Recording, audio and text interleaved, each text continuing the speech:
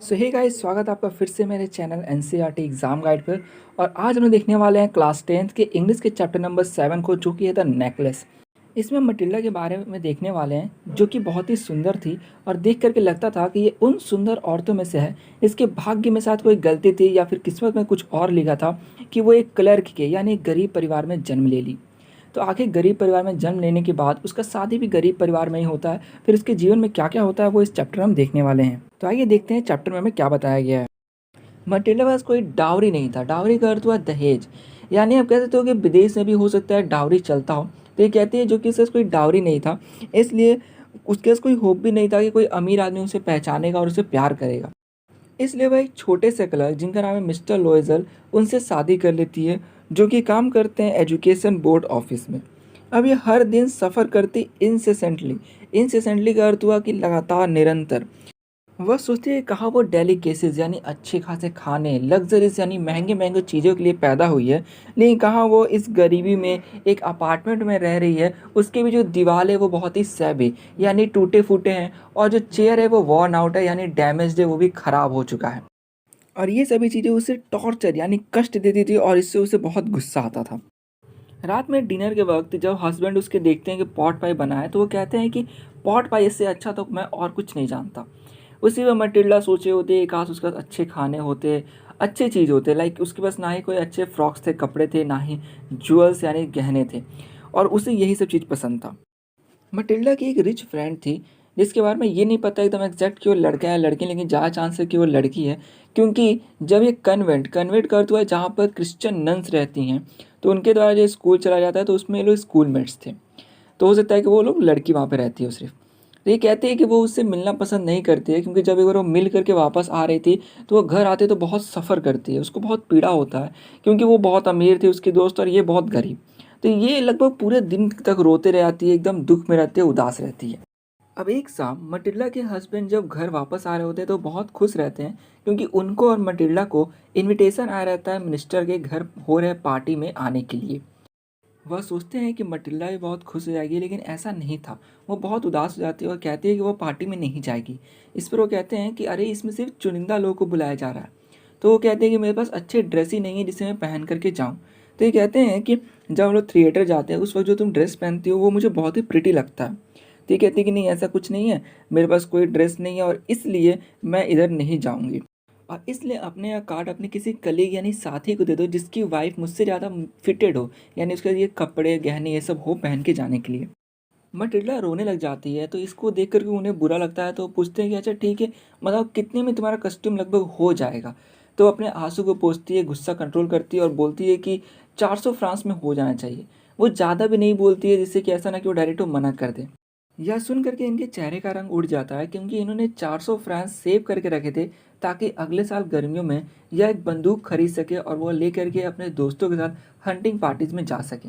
But फिर भी ये अब वो 400 फ्रांस दे देते हैं मटिल्डा को। अब कुछ दिनों बाद जब पार्टी में जाने का पास आ जाता है दिन, तो उस समय ये बहुत ही परेशान दिखती है।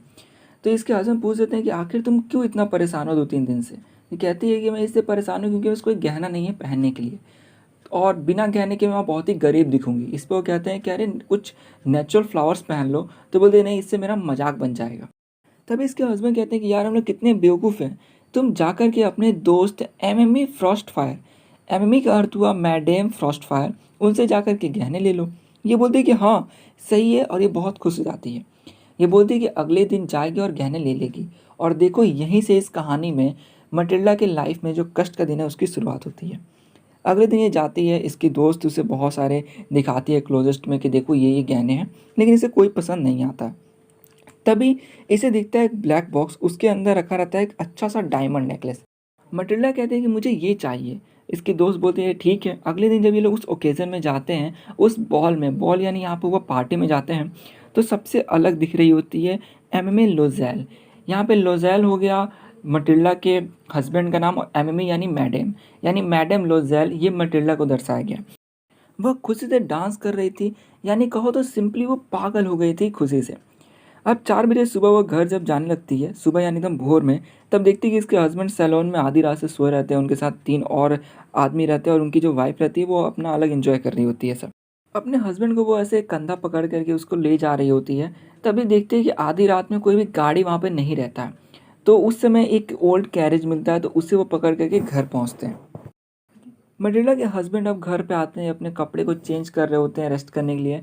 और मटिल्डा सोचती है कि जा करके वापस शीशे में देखे वो कि अपने कितना सुंदर वो दिख रही है। हस्बैंड उसे कहते हैं कि मुझे 10 बजे जाना है फिर ऑफिस। तभी उसी वक्त सडनली मटिल्डा चिल्लाने लग जाती है और कहती है अपने हस्बैंड से कि उसका नेकलेस जो उसने पहना था वो नहीं है, उसने उसे खो दिया। अब मटिल्डा के जो हस्बैंड उसे सुनते हैं तो लोग एकदम बात करने जाते हैं कि हो सकता है ये कैब में छूट गया हो। लेकिन दोनों में से किसी ने कैब का नंबर नहीं देखा था। यह कपड़े पहनते हुए भागते ताकि वो उस रूट पे एटलीस्ट चेक कर सके जितना दूर उन्होंने थोड़ा पैदल चला था। जब ये जाते हैं बाहर तो उस समय मटिल्डा जो उसी अपने इवनिंग गाउन यानी जो ड्रेस उसने पार्टी में जाने के लिए पहना था वही पहने रहती है। ये चाहते तो ढूंढते हैं, नहीं मिलता है, तो ये 7 बजे घर आ जाते हैं। वापस ये चले जाते हैं पुलिस स्टेशन और कैब ऑफिस में जहाँ पर वो पता लगा सके। फिर वो न्यूज़पेपर में जा कर के आर्टिकल लिखवाते हैं जिसमें वो कहते हैं कि जिसे भी मिला और वो वापस करता है तो उसे ये रिवॉर्ड मिलेगा। देन वो जब घर वापस आते हैं शाम के वक्त में तो दोनों का एकदम फेस पीला पड़ा रहता है क्योंकि उन्हें कुछ भी नहीं मिला था। अब वो बोलते हैं कि मटिल्डा अपने दोस्त के पास लेटर लिखो और कहो कि उस नेकलेस का क्लैस्प यानी वो जो लास्ट का हुक होता है वो टूट गया है, तो उसे बनवाने में कुछ वक्त लगेगा। तब वो ऐसा लिख देती है और फिर 1 सप्ताह बीत जाता है। तो उस समय इनका सारा होप खत्म हो जाता है क्योंकि उन्हें कुछ भी नहीं पता चलता है। तो लोइजर जो कि मटिल्डा से 5 साल बड़े हैं उम्र में, वो बोलते हैं कि अब हमें इस नेकलेस को, इस जूल को जो है रिप्लेस करना होगा।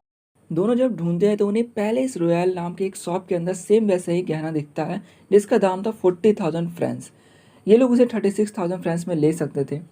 लॉयजर के पास 18,000 फ्रेंच था जो कि उनके पिता उनके लिए छोड़ गए थे। और बाकी वह लैंडर से, दूसरे लोगों से जिन्हें र्यूनस वादे यानी कि ऐसे वादे जो उन्हें बर्बाद कर देने वाले थे, लाइक कि इंटरेस्ट ज़्यादा इंटरेस्ट पर ले लेते थे। देन वो फिर जा कर के उस दुकान से उस गहने को खरीदते हैं और मैडम फ्रुस्टायर को वापस कर दिया जाता है। वो मटिल्डा से कहती हैं कि तुमने इतना देर क्यों लगा दिया मुझे देने में, मुझे इसकी ज़रूरत थी। लेकिन मटिल्डा उस समय सोच रही होती है कि काश ये बॉक्स को ना खोले अभी, क्योंकि ऐसा ना कि बॉक्स खोले उन्हें पता चल जाए कि ये नेकलेस थोड़ा अलग है और फिर वो मटिल्डा को बोले कि क्या तुमने चुरा लिया वगैरह, ऐसा क्वेश्चन करे या समझे इस टाइप का। अब इतने बड़े कर्ज को चुकाने के लिए उन्होंने जो उनके घर में नौकरानी थी उन्हें हटा दिया। फिर अपने घर को चेंज करके एक के एटिक में ले लिया। लाइक ये जो घर है ना, इसका जो सबसे नंबर 1 आपको हिस्सा दिख रहा है सबसे ऊपर वाला, उसमें उस छोटे से स्पेस में लोग रहने लग गए। वह किचन का पूरा काम करती, खाना बनाती, बर्तन धोती, फिर बाजार जाके सामान लाती और सुबह उठ कर के वो यहाँ तक कि स्ट्रीट पर जाकर के वहाँ से पानी भर के घर लाती थी ताकि वो कुछ फ्रेंच मनी है सो उसे बचा सके।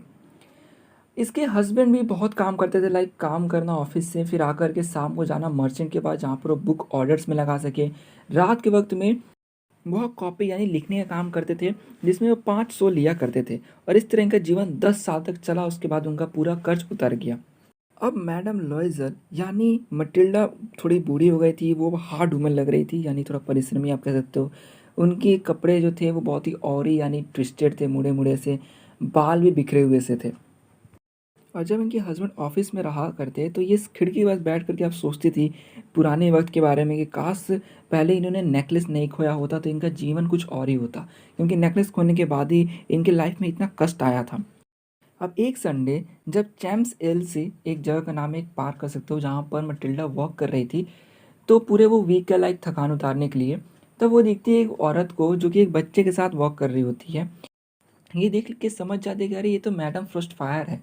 लेकिन वो समझ नहीं पाते कि जाकर वो बात करे कि नहीं। लेकिन फिर इसको दिमाग में आता है कि अरे अब तो सारे पैसे इसने गहने के चुका ही दिए हैं, तो वो जा करके अब बात करके सोचती है पूरा सच बता देने के लिए।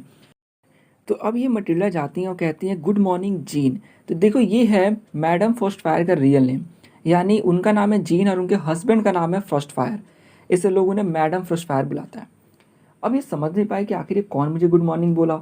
तो वो बोलती है मटिल्डा कि अरे आप मुझे नहीं जानती हो। तो वो बोलती है कि नहीं मैं नहीं जानती हूँ, तो बता दे मैं मटिल्डा हूँ।